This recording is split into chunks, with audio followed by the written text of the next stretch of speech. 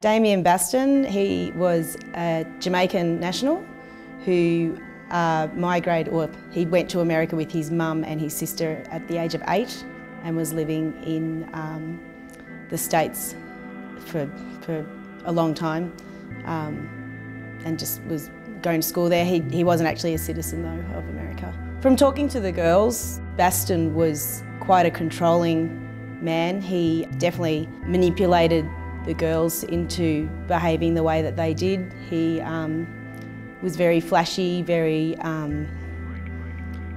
promoted himself as someone who was important, name dropped a lot, picked on girls that he knew could influence them and convince them to do things for him, such as prostitute and work in massage parlours, and he just brainwashed them. He was quite a controlling man who just, yeah, it was amazing when the girls tell me about him and the way that he could control them, and they felt that they just wanted to do what he told them to do.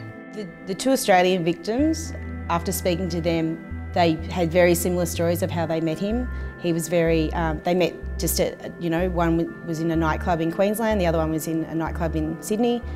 He was very flashy with his money, a big black American guy, very muscly, lots of gold. He would promote himself shamelessly, and they were attracted to that. They were attracted to his arrogance, possibly. Just he was so sure of himself. They liked that. He seemed to have a focus on girls that were weak or from maybe a broken family, or girls that had been abused themselves as children.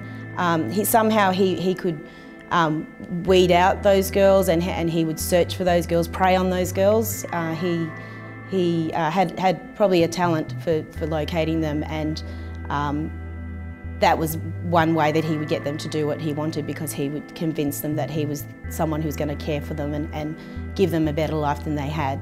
The 6 girls that I met were very courageous, and they were very nervous about coming forward, very scared of him, and it took a lot of work working with these girls and convincing them that, well, probably convince is the wrong word, but telling them that what they're doing is going to be closure for them.